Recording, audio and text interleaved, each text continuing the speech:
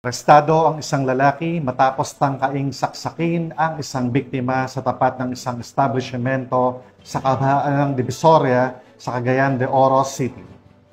Pinatutunayan ng insidenteng ito ang kahalagahan ng presensya ng mga otoridad sa mataong lugar. Ang agarang pagresponde ng pulisya ay naging susi sa pagpigil ng krimen. Ang buong detalye ng balita mula kay Patrolwoman Sara Vem Batomalaki. Arestado ang isang lalaking matapos makuhanan sa video na may hawak na kutsilyo at tinangkang saksakin ng kapwa lalaki sa tapat ng isang establishmento sa Caballo Street, Divisoria nitong Linggo, Hulyo 20, taong kasalukuyan. Kinilala ng Police Station 1 ng Cagayan de Oro City Police Office ang suspect na si alias Boy, lalaki na sa hustong gulang at residente ng lungsod.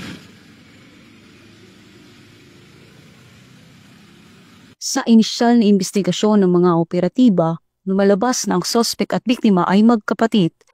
Reported na nalagi nag-away, minsan na dala kutsilyo, so wherein immediately na respondihan sa atong mga personahe na deploy sa may OKK Divisoria. Upon na arrival, na pacify and atong nahibawan na ang mga nag-away is mag-igsuon lang. Nagugat umano ang kanilang alitan sa nawawalang pares ng shorts na inamin ng nakatatandang kapatid na kanyang kinuha ngunit nakalimutang isauli. Dahil dito, sinuntok siya ng nakababatang kapatid na naging dahilan upang kumuha ng kutsilyo ang suspect at habulin ito sa kalsada. Agad na rumesponde ang mga tauhan ng Police Station 1 makalipas lamang ang ilang minuto matapos ang insidente.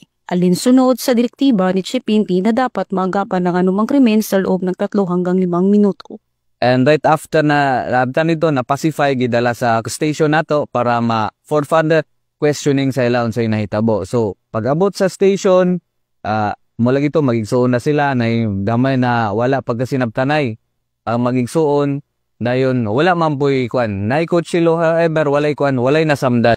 Agad namang naaresto ang suspect at nadala sa istasyon. Bagamat ang dulot ng tensyon ng pangyayari, agad itong naresolba sa tulong ng maagap na aksyon ng mga otoridad. Kalaunan ay binawi rin ng nakababatang kapatid ang reklamo laban sa kanyang kuya. Ginato makita na ang 3 to 5 minutes response time ni Chief PNP, dili lang yun siya kutob sa stimulation exercise, but diri jud din ibutang sa sistema sa PNP, wherein dili lang ni siya programa, but day-to-day basis na ni kani atong 3 to 5 minute response time na magpakita na isa lang katawag sa 911 makaresponde dayon natong pulis. Mula dito sa Camp Vicente G. Elgar, ako ang inyong Police News Network correspondent, Patrolwoman Sara Vem Batomalaki, alagad ng batas, taga-taguyod ng Balitang Kulis.